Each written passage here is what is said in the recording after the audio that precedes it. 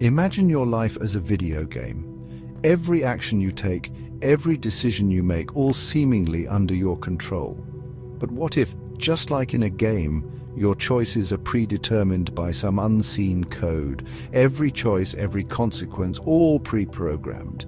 The illusion of free will, a mere facade. You, the player, merely go through the motions. An illusion of control. The game feels real, but the reality is scripted. But what if this is reality? What if our lives are just as scripted, our choices just as predetermined? What if free will is just that, an illusion? A comforting lie we tell ourselves to feel in control. This isn't a new question. Philosophers have pondered the nature of free will and determinism for centuries. Philosophers have wrestled with it for millennia. From ancient Greece to modern times, the debate rages on. But now science is adding its voice, and the implications are staggering. Neuroscience, physics, and even computer science are weighing in. What does it mean if our choices are not truly our own? If our sense of agency is just a complex illusion? This essay grapples with this unsettling possibility. It challenges us to rethink everything we know about decision-making and autonomy. We'll explore the arguments against free will, delving into the realms of physics, biology, and even quantum mechanics. How do these fields challenge our understanding of free will? Prepare to question everything you thought you knew about your own mind. But there's hope, yet the debate is far from settled. We'll also examine counter-arguments, exploring the potential for freedom to emerge from the very fabric of the universe. Could there be a way for free will to coexist with scientific determinism? Ultimately, this journey isn't about finding definitive answers, but about understanding the profound mystery of our own existence. It's about embracing the complexity and wonder of being human. The strongest argument against free will comes from the cold, hard laws of physics. According to these laws, the universe operates in a deterministic manner, where every event is the result of preceding events. This means that, theoretically, if we had enough information, we could predict the future with absolute certainty. Every action, every thought, is a product of prior events, a chain reaction stretching back to the Big Bang. From the formation of stars and galaxies to the emergence of life on Earth, everything follows a predictable path dictated by the laws of physics. Your brain, a marvel of complexity, is still just a physical system, bound by the same rules as any other. Neurons and synapses, electrical impulses, and chemical reactions all operate under the same deterministic principles that govern the rest of the universe. Neurons fire, chemicals flow, all governed by cause and effect. Each thought, each decision, is the result of a complex interplay of these physical processes. The sensation of making a choice is just that, a sensation, not an actual exercise of free will. Where then is there room for free will? If our thoughts and actions are predetermined by the laws of physics, can we truly be said to make choices? Or are we merely following a script written by the universe itself? Consider this. Your decision to read this essay, seemingly free, was likely influenced by a multitude of factors: past experiences, current mood, even the ambient temperature.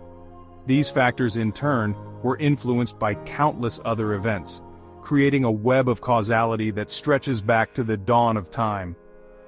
This deterministic view suggests our choices are merely the inevitable outcome of our genes and environment. Our genetic makeup, shaped by millions of years of evolution, and our environment, shaped by countless interactions and events, combine to dictate our behavior. If true, this has profound implications. It challenges our understanding of human nature and our place in the universe. It forces us to reconsider concepts like autonomy, agency, and self-determination. Morality, responsibility, even the concept of justice, all built on the foundation of free will, crumble under the weight of predetermination. If our actions are predetermined, can we truly be held accountable for them? Or is the very notion of accountability an illusion, a construct of our deterministic minds?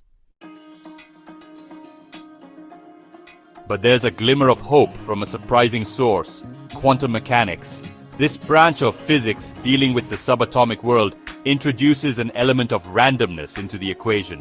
Particles don't follow predictable paths. Instead, they exist in a haze of probability, their behavior inherently uncertain.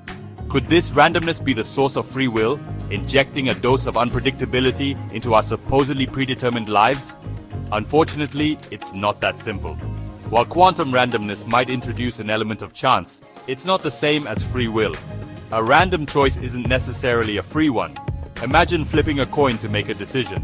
Is that truly free will? So while quantum mechanics throws a wrench into the deterministic machine, it doesn't necessarily rescue free will. The debate rages on. Section 4. Emergence. Can freedom arise from complexity?